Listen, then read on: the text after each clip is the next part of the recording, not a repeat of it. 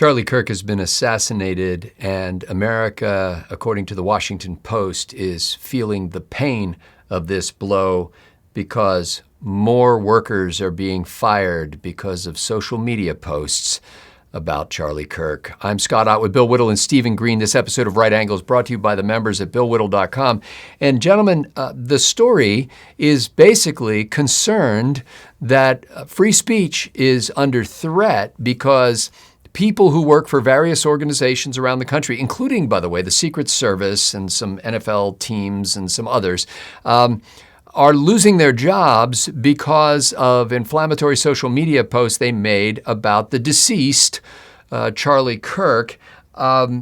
Steve, first of all, I think this story, the headline is "More Employers Fire Workers Over Kirk Posts as Pressure from Right Mounts." Now, Steve, if we were talking about tens of thousands of people being fired over this, I think you'd have a legitimate story here. But it would be something greater than a couple of dozen around the country that this is affecting. So I guess, Steve, my first beef about this is the Washington Post has made a headline story out of something that's affecting a handful of people who don't seem to have reasonable discretion when it comes to their public comments, especially when they're affiliated with various organizations. And they're not being, Steve, they're not being fired because of political issues. These are people who are making comments about a guy who just got assassinated and expressing happiness over that. First of all, Steve, do you think that employers should get rid of people who use social media posts? Should employers clamp down on free speech in that way, as the Washington Post would say? Well, I think it's up to the employer, and if the employee feels they were wrongfully terminated, they can sue. And that's the nicest thing I'm going to say during my little talk right here. I wish you'd have read some of these posts, some of these items, because they didn't include them in the story, or I would have. Well, there you go, Washington Post. All the truth that fits the narrative. Yeah, if the Washington Post had been brave enough to run some of those, I think the story would have had a much different slant. These weren't just expressions of happiness. These were expressions of, the one that pops into my mind was the gentleman who wrote, and I can't remember which platform, "One down, millions to go." So, yeah, this is what we're looking at. Not just celebrations, not just expressions of happiness that somebody who wanted to talk was assassinated for wanting to talk, but encouraging more such assassinations. Here's the thing. As Scott, you're an old school Calvinist. Am I correct in my recollection of that? That's fair. Yeah, okay. I thought I'd heard you describe yourself as such. So you are well aware of human beings' just sort of sordid nature, and that's the thing we're supposed to rise above. And in the past, I don't think people were any better or worse than they are today, but there were intense social pressures not to express every horrible thing that popped into your head. And these expressions, when they did erupt, despite intense social pressures, tended to be localized. That social pressure has been turned inside out by social media, particularly TikTok. Instead of social pressure to not say every awful thing that pops into your head, you are encouraged to express these things and then have those things go national or even global. You'll get those clicks, you'll get those views, you'll get that engagement. And we need to bring that social pressure back. So my hope is that if we can get a few dozen people, maybe even a few 100 dozen people fired, that will send a message to the rest. Hey, you had a bad thought. We all have bad thoughts. Maybe you want to keep that to yourself, think it through, and then express a better, more thoughtful thought instead of this horrible thing, because we all have the horrible thoughts. The question is, what are we going to do with them? Are we going to think twice and maybe rephrase that? Or are we going to add to this pressure cooker that takes somebody like what's his name? I just Robinson. Cut. What I don't the think hell we is need his- to repeat his name. Yeah, you're right. We really don't. Until somebody picks up a rifle and murders the guy who just wanted to talk. Bill Whittle, this is, while there's not a whole lot of the kinds of social media posts that are getting people fired in this story that I could see, we do have this horrifying comment from J.D. Vance, who sat in on Charlie Kirk's podcast and hosted the podcast after Kirk's assassination. And he said this, when you see someone celebrating Charlie's murder, call them out. And hell, call their employer. Bill, I know that this probably makes you shudder when you hear that somebody should be called out for celebrating the assassination of anyone. But do you think the vice president went too far when he said, call their employer? No. I'll lay out exactly how I feel about this. I said this just a couple hours after Charlie died when we did a live segment. I don't believe anybody should have their personal information revealed. I don't believe in doxing. I don't believe that anybody should get intimidation calls or murder threats or anything like that. I don't think anybody should visit their house. And with that said, I absolutely 100% believe in contacting their employers and letting them know the kind of person that they have working for them. Because we're not talking about people who said, well, I really disagreed with Charlie Kirk and I'm not going to miss him. Those aren't the people we're talking about. We're talking about the people jumping up and down, say, your homie's dead, he's shot in the head, we got Charlie Kirk in the neck, We're talking about people who are filled with glee over the murder of somebody, and that is the kind of people they are. The thing that's so remarkable about earth-shaking events is that people's first take is their real take. That's the way it is. That when something that is so shocking and so big happens, people's first take is how they really feel. That's just the nature of an emotional reaction to something that's too big to completely process. And these people who were saying, why stop with Charlie? Why not get his wife as well and get the rest of the bloodline? What about the kids? You're forgetting about the kids. And then all the people who said, oh, he's such a good shot. How come he didn't aim for Donald Trump? And on and on and on and on and on. I want to know who these sick people are, and I want them to pay. I want them to pay for being reprehensible, vile, disgusting humans.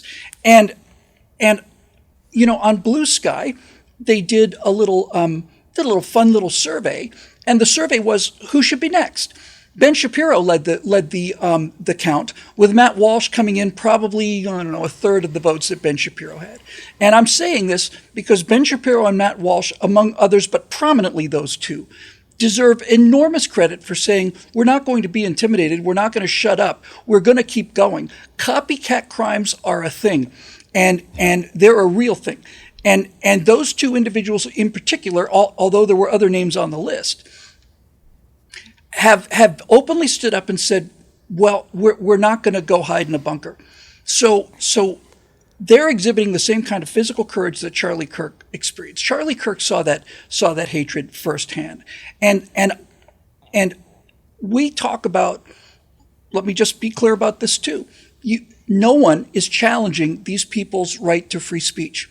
They have absolutely got the right to say whatever they want to. What we are saying is your speech has consequences. And what we need to do as conservatives, and why I am 100% behind this issue to contact employers, is we need to let the left know that there will be consequences for this kind of hateful spreading of this rhetoric. Why do people post something so reprehensible? It's not because they don't post it in order to piss off conservatives. They post it because they think they're going to get lots and lots of thumbs up and brownie points and likes from fellow liberals. And they do. Hundreds of thousands of likes on some of these things. And so they need to know, and society needs to know, that we are no longer in a world where social media is going to protect you. Live by the social media, die by the social media. You are going to pay the consequences for this. And whenever I see these people who have in fact been fired, going hysterical about it and saying, well, what about my right to free speech? You have your right to free speech. My right to free speech is to tell your employer, is to show your employer what kind of an individual you are. And that individual has a right to protect his business and all the rest of it. So this has been the most loathsome, disgusting display of human behavior that I've been aware of since I've been on this earth. And after Charlie was shot, I spent 3 days just scrolling through the delight, the euphoric joy of people who were talking about this Nazi being murdered and now let's go after the rest of them. They need to pay a price for this. They need to pay a price for this, because if they don't, then this kind of thing is going to continue. So I suspect that next time something like this happens, they're going to be a little more guarded in what they say. And you like to think they'd be a little different about what they think. I don't have those kind of unrealistic expectations. However, Steve pointed out that social media reduces shame. If you said this kind of thing in a small town, right? If you were the only person in a small town to make this kind of a statement, you would be ostracized by the people of that town for the rest of your life. And these people have the supposed anonymity of being loathsome and disgusting without facing any consequences. Well, it is FAFO time.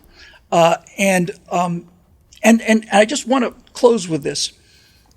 I'm not talking about people who said, look, I wasn't a fan of Charlie Kirk, I won't miss him. And I'm not even really talking about the people who said, oh, well, too bad. I'm talking about the people that were openly dancing, celebrating, doing that fake laugh, talking about who's going to be next. No, you're going to pay a price for that speech. Everything I have ever said in public, I am responsible for. And every time that there has been a crisis, I have never been ashamed of what I say, because I like to think that I have some fragment of a soul remaining and don't go into the kind of places that these people live in and bathe in and luxuriate in. And I'm sure you picked up on this, but when Bill said several times that these people should pay a price for this, he was very clearly referring to the fact losing that their jobs. They will be around to pay that price. They'll still be speaking. They'll be experiencing shame. They'll be, so the price is the consequence of speech, but it is not putting an end to them. No, that never even entered my head. Yeah. That's why I started by saying I don't want them doxxed. I don't want their personal information released, all of it. And I have a little leftist on my shoulder who always keeps me informed of how things are heard. The Washington Post story does include further down in the story several of the controversial tweets that got people fired. The story, though, is about pressure from the right that is mounting to fire people. So the problem isn't that people tweeted things that they shouldn't have. The problem is that the right is clamping down on free speech. I will point out one example. The U.S. Secret Service is investigating an agent who on Facebook apparently sent out a message that said, if you're mourning this guy, meaning Charlie Kirk, delete me. And then he said that Kirk had been spewing hate and racism. Well, first of all, he's just wrong. I wonder how he feels about Donald Trump, the Secret Service agent. But there's the thing there. This is not a political question. If you have an employee, especially if you're the Secret Service, who feels not only no compassion toward the loss of a fellow human being, but who feels like he needs to go on social media and cut off any friendships that he inadvertently fell into among people who are sad that a man was assassinated, to me, that's a threat in the workplace. That's a problem that you have in your workplace if you have someone who thinks like that. I have no problem with people who think radically different ideas than I do in my workplace. I know there are lots of them. But if I hear somebody who's starting to talk about how it's a good thing that somebody got assassinated, or if you're sad that somebody got assassinated, well, then I don't want to have anything to do with you, that's mental instability that I think, we have to watch videos. When you work for a major employer, you have to watch videos a couple times a year about active shooter situations. And one of the things in those videos is to always prep you in advance to pay attention to what people are saying. So, to pick up on the signals, how people are always saying, well, gee, we didn't see that coming. Then in hindsight, they may look back and they go, oh, yeah, there was that one time when he said this. You have to pay attention to people like this. I'm not saying in every circumstance that person needs to be fired, but it has nothing to do with politics. It has to do with psychological instability and the threat to your colleagues at work. And I think an employer of any kind, not just the U.S. Secret Service, is well within their rights to say, we don't want to have people on staff who not only just think this way, but are willing to publicly speak like this. It shows a lack of self-discipline. It shows a lack of discernment. It shows a lack of accountability for their words and their behavior that frankly is scary when it comes to issues of violence like this. So I don't necessarily have a problem with people getting fired. I think the Washington Post is overplaying this story. First of all, not that many people are actually coming under mounting pressure from the right. And it's not because of anything political. It's because employers are concerned about the safety of their staff. I would say this, though. If it's more benign things like Bill talked about, I wouldn't fire them. I would kind of take a page from Charlie Kirk's book and invite them to civil dialogue.